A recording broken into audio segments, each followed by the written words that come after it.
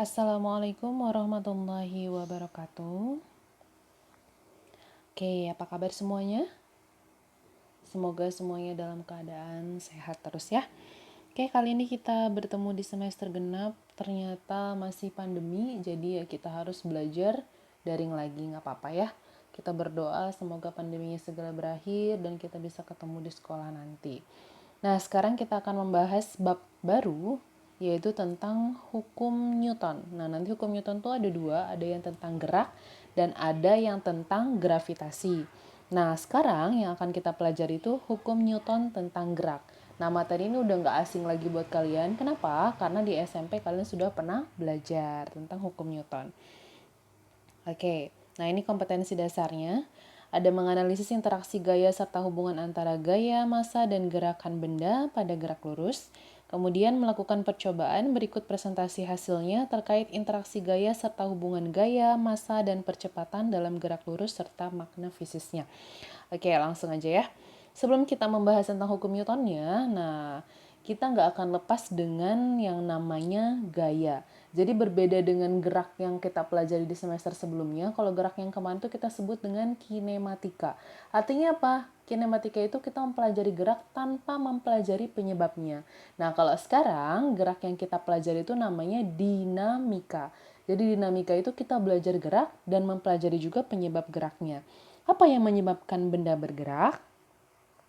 Nah, betul, gaya. Gaya itu yang menyebabkan benda bergerak. Gaya itu sendiri apa sih? Nah, di sini ada ya. Gaya itu banyak sekali definisinya. Atau secara umum itu bisa diartikan tarikan atau dorongan yang terjadi pada suatu benda. Atau bisa juga misalkan sesuatu yang dapat mengubah gerak suatu benda. Misal, awalnya nih, ada seseorang melempar bola ke arah saya. Kemudian saya tangkis tuh. Nah, berarti arah gerak bendanya berubah kan? Arah gerak bolanya. Nah, itu juga kita kasih gaya. Kemudian ada juga yang dapat menimbulkan perubahan kecepatan. Misal, awalnya bendanya bergerak cuma 2 meter per sekon misalkan kecepatannya. Terus saya kasih gaya lagi, saya dorong, set. Nah, maka kecepatannya akan bertambah. Nah, jadi gaya itu sesuatu yang dapat menimbulkan perubahan kecepatan.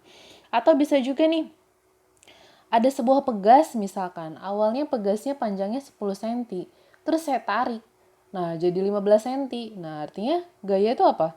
Sesuatu yang dapat menimbulkan perubahan ukuran benda. Jadi definisi gaya itu banyak sekali. Yang pasti kalian paham sendiri gaya itu apa sih gitu ya. Oke, lanjut. Nah, kita masuk ke hukum Newtonnya. Kita review lagi materi SMP. Saya nggak akan menjelaskan sedetail mungkin karena saya anggap kalian masih ingat materi di SMP waktu itu ya. Nah, hukum Newton itu ada 3. Hukum 1 Newton, hukum 2 Newton, hukum 3 Newton. Hukum 1 Newton tentang apa? Disebut dengan hukum kelembaman. Hukum 2 Newton tentang apa? Oke, kita bahas satu persatu aja ya. Hukum 1 Newton. Yang namanya hukum 1 Newton itu disebut dengan hukum kelembaman. Atau bunyi hukum Newton sendiri itu jika gaya total yang bekerja pada benda sama dengan 0, benda yang semula diam akan tetap diam. Atau benda yang semula bergerak lurus beraturan akan tetap bergerak lurus beraturan.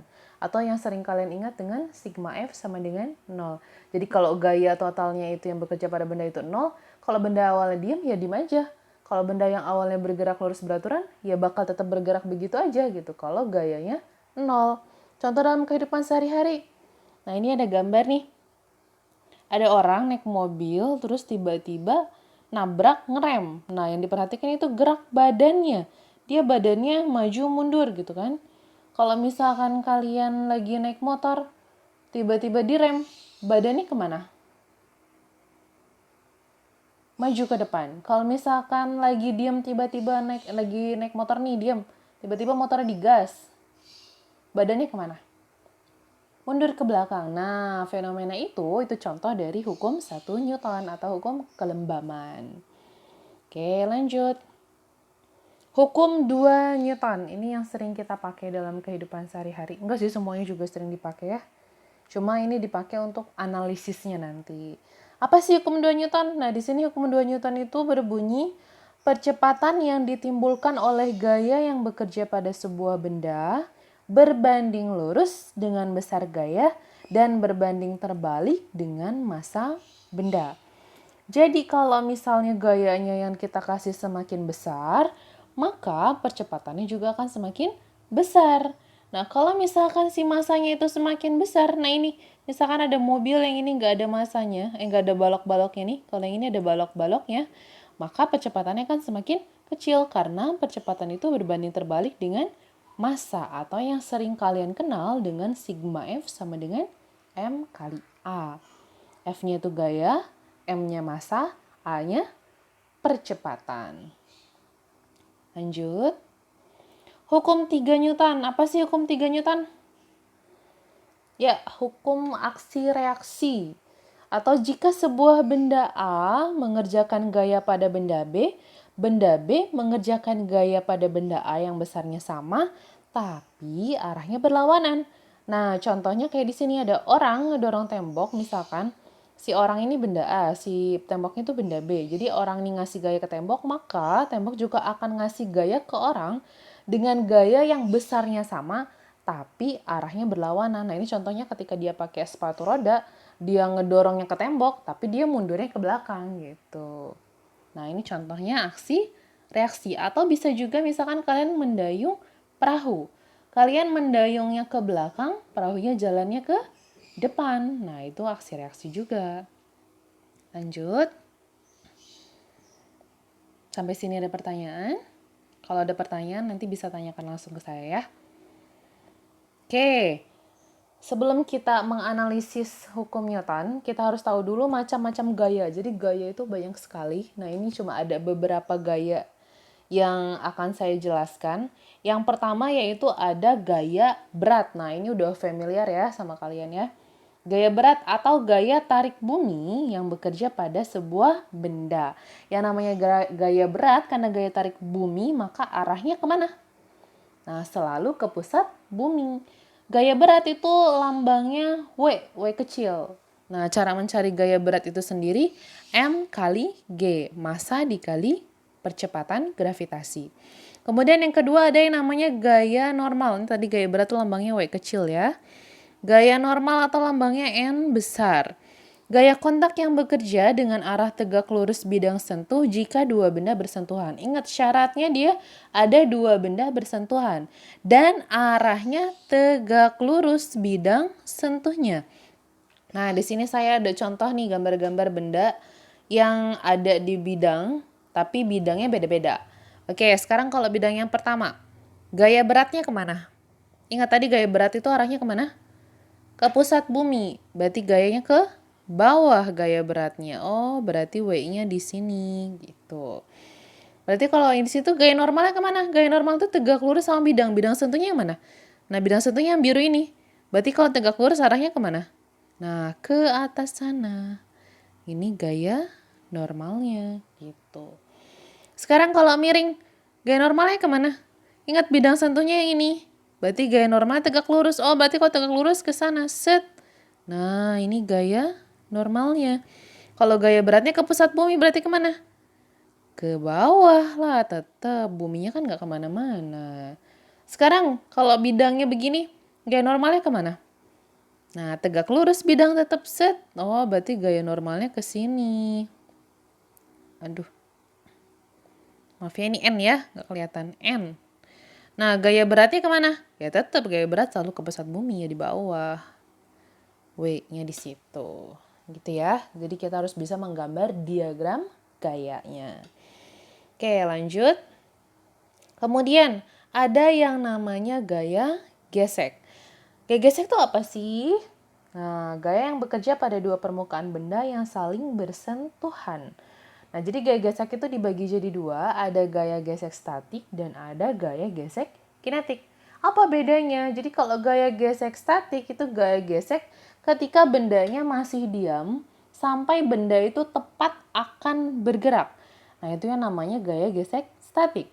Sedangkan gaya gesek kinetik itu gaya sentuhan antara dua benda ketika bendanya sudah bergerak. Nah, itu yang dinamakan dengan gaya gesek kinetik. Paham bedanya? Yang satu masih diam atau tepat akan bergerak, yang satunya lagi ketika sudah bergerak. Contohnya kayak ini, ada orang dorong lemari nih. Dia ngedorong, tapi lemarinya nggak gerak gitu. Nah, itu namanya gaya gesek statik. Nah, ini kalau yang kedua contohnya ada orang naik sepatu roda. Nah, dia ada gaya gesek antara sepatu roda sama lantainya. Nah, itu dinamakan dengan gaya gesek kinetik. Nah, ingat arah gaya gesek itu kemana? Selalu merawan arah bendanya, arah gerak bendanya gitu ya. Jadi kalau arah gerak bendanya ke kanan, ya gaya geseknya ke kiri gitu. Lanjut. Nah, sekarang penerapan hukum Newton. Nah, ini kita udah mulai menganalisis. Nah, mungkin ini bedanya ya dengan di SMP. Kalau di SMP hanya belajar hukum Newtonnya saja, sekarang kita ke penerapannya, menganalisis. Nah, yang pertama gerak benda pada bidang datar. Nanti bidangnya macam-macam. Ada bidang datar, ada bidang miring, ada yang pakai tali, ada yang pakai katrol. Nah, kita bahas satu per satu. Nah, di sini ada sebuah balok di bidang datar ditarik oleh gaya F. Bedanya gambar yang pertama yang ini lantainya licin, yang kedua lantainya kasar. Apa bedanya lantainya licin dan lantainya kasar? Nah, kalau lantainya licin nggak ada gaya geseknya. Kalau lantainya kasar berarti ada gaya geseknya gitu. Nah, oke, bedanya kalau ada gaya geseknya berarti gaya geseknya kemana? Karena gayanya ke kanan berarti gerak bendanya ke kanan. Berarti gaya geseknya ke kiri, betul. Berarti di sini ada gaya geseknya, F. Nah, bagaimana cara menganalisisnya? Karena ini bendanya sudah bergerak, berarti termasuk ke hukum berapa Newton? Nah, hukum 2 Newton. Jadi biasanya kalau di soal itu dicari berapa sih percepatannya gitu atau berapa sih masanya gitu.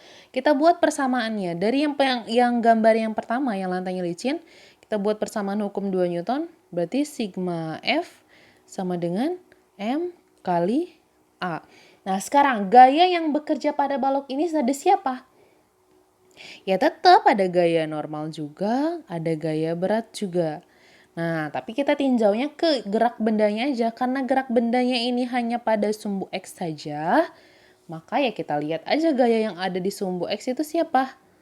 Ya hanya ada si F. Oh, maka gayanya itu hanya F saja. Berarti F sama dengan M kali A. Atau kalau misalkan mau cari persamaan A-nya, jadi tinggal A sama dengan F per M gitu. Kalau misalkan gayanya lebih dari satu gimana? Misalnya ada F1, kemudian ada yang kesini ada F2, ya tinggal dirubah sigma F-nya. Berarti ada berapa gaya? Ada 2 gaya. Oh, berarti karena berlawanan, maka F1 dikurang F2. Kalau ada 3 gaya, ya tergantung arahnya. Kalau arahnya ke sana juga, oh berarti F1 ditambah F3 dikurangi F2. Begitu. Oke, sekarang bagaimana kalau lantainya kasar? Ingat ya namanya lantainya kasar berarti ada gaya geseknya. Sama caranya, berarti sigma F sama dengan M kali A. Karena lantainya kasar berarti ada gaya gesek. Oh, berarti gaya yang bekerjanya bukan cuma si gaya F saja. Ada gaya gesek. Arahnya berlawanan. Oh, berarti F dikurangi F gaya gesek sama dengan M kali A, begitu. Kalau misalkan di soalnya udah ada gaya geseknya berapa, yang 3 substitusi saja. Tapi kalau misalkan belum ada, ya kita cari. Gimana carinya? Tadi rumus gaya gesek apa? Mu dikali N, berarti F sama min mu K, karena ini sudah bergerak, maka gaya gesek kinetik dikali N sama dengan M kali A, begitu. Biar lebih paham, kita bahas soal. Nah, di sini ada contoh soalnya. Sebuah balok dengan massa 7,5 kg berada di atas lantai mendatar ditarik oleh gaya mendatar sebesar 60 Newton. Tentukan percepatan balok tersebut jika lantai kasar dengan koefisien gesek kinetis 0,4. Oke, di sini diketahui yang pertama ada massanya, kemudian ada gayanya, terus ada mu-nya. Yang ditanya apa? Percepatan berarti apa? Oh, A-nya berapa gitu kan? Sekarang karena lantainya kasar, maka ada gaya apa tadi? Oh, ada gaya geseknya. Kita gambar dulu diagram gayanya ya. Kemudian ada gaya apa lagi? Oh, ada gaya normal yang arahnya ke atas. Oh, ada gaya berat yang arahnya ke bawah. Oke. Terus gimana caranya? Ya sama kayak tadi. Berarti sigma F sama dengan M dikali A.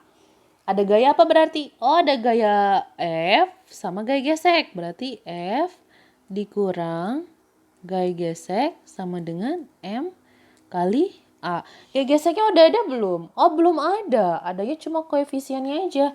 Berarti kita rubah gaya geseknya menjadi F min mu K dikali N sama dengan M dikali A.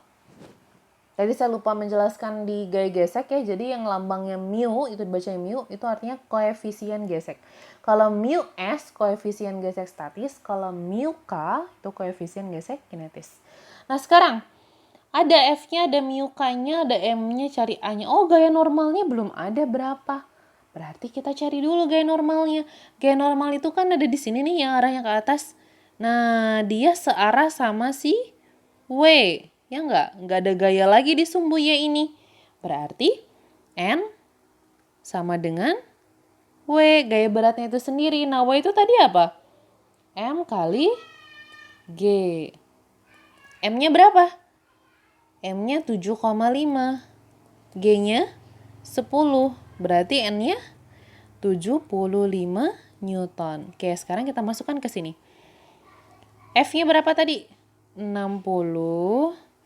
Mu K-nya 0,4, N-nya 75, M-nya 7,5 dikali A. Tinggal cari A-nya ya. Berarti 60, 0,4 kali 75, 30, 7,5 A. Berarti 30 sama dengan 7,5 A. Berarti A sama dengan 30 dibagi 7,5 dapat berapa? 4 meter per sekon kuadrat gitu ya. Paham? Jadi kalau misalkan di soalnya udah diketahui gaya geseknya, ya tinggal masukkan saja ke F-nya. Tapi kalau belum ada, ya kita cari pakai mu K dikali N. Kalau ini belum ada, kita cari lagi pakai yang ini. Begitu. Kenapa N itu tadi nggak ada rumusnya? Ya karena beda-beda nanti. Kalau misalkan ini kita tinjau yang di sumbu Y-nya. Ini kan hanya ada W saja, maka N-nya sama dengan W. Beda lagi kalau nanti gayanya bukan cuma ada W saja. Gitu. Maka N itu ya rumusnya tergantung dengan gaya-gaya yang bekerjanya. Oke, lanjut.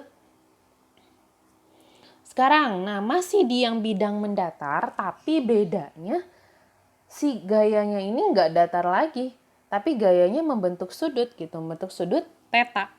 Nah, gimana kalau kayak gini?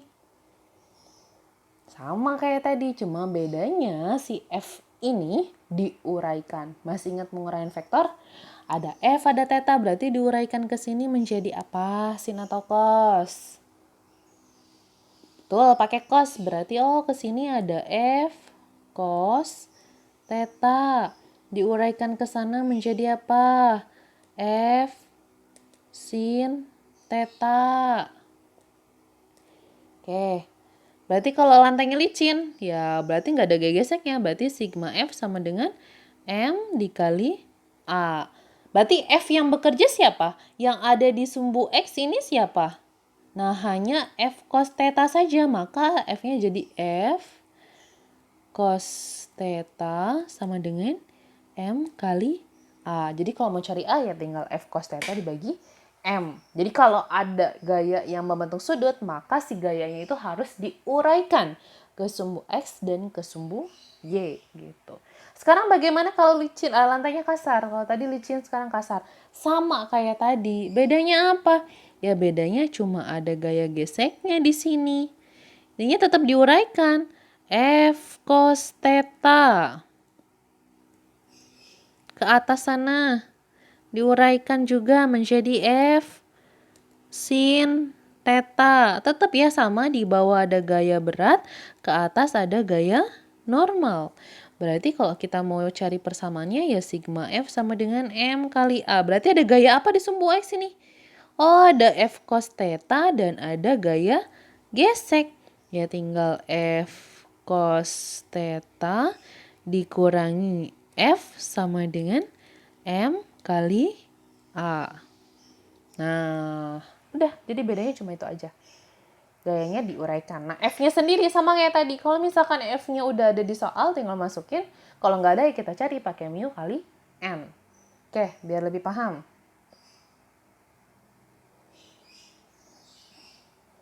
Oke, ada Anton menarik sebuah balok dengan gaya tetap 80 Newton membentuk sudut 37 derajat terhadap jalan mendatar. Massa balok 10, ini kilo aja ya, kilogram bukan gram. Tentukan kecepatan balok jika jalan kasar dengan koefisien gesek kinetis 0,5. Oke, kita cari ya. Ini diuraikan ke sini menjadi F cos theta. Diuraikan ke atas menjadi F sin theta. Oke, tetap di sini ada gaya berat, ada gaya normal, dan ada gaya geseknya. Nah, kita cari persamaannya tadi. Berarti sigma F sama dengan M kali A. Karena gayanya yang di sumbu X ada F cos theta dan F, maka kita ubah menjadi F cos theta dikurang F sama dengan M kali A. Oke, karena di situ diketahuinya hanya mu-nya, maka F-nya kita cari dulu. Berarti F cos theta dikurang mu K dikali N sama dengan M kali A. Nah, di sini mu K-nya udah ada, N-nya belum ada. Maka kita cari sama kayak tadi. Nah, tapi kalau di sini lihat gaya yang pada sumbu Y ini ada siapa? Ada N, ada F sin theta, dan ada W. Maka siapa yang searah? Oh, yang searah N sama F sin theta. Berarti N ditambah F sin theta sama dengan W. Atau kalau kita cari N-nya berarti N sama dengan W dikurang F sin theta. W-nya berapa? W itu apa tadi? M kali G. M-nya berapa? 10. Berarti 10 kali 10 100. 100 dikurang F-nya 80 sin theta. Tetanya berapa? 37. Berarti sin 37 0,6. Berarti 100 dikurang berapa nih? 48. Berarti sama dengan 52 Newton. Nah, udah ketemu N-nya. Kita masukkan ke yang tadi ya. Masukin lagi ke sini. Berarti F-nya tadi berapa? 80 cos 37 berarti 0,8. Mu K-nya 0,5. N-nya 52. M-nya 10. A. Kita cari A-nya. Berarti 80 kali 0,8. 64. Dikurang 0,5 kali 52. 26 sama dengan 10 A. Berarti 64 kurang 26 38 sama dengan 10 A. Berarti A-nya 38 dibagi 10. 3,8. Gitu ya. Dah. Sampai sini ada pertanyaan. Kita analisisnya cukup sampai gerak gaya mendatar saja. Untuk yang bidang miring, katrol, dan lainnya kita akan bahas minggu depan. Kalau ada pertanyaan, silahkan tanyakan langsung ke WhatsApp saya ya. Oke, terima kasih, tetap semangat. Assalamualaikum warahmatullahi wabarakatuh.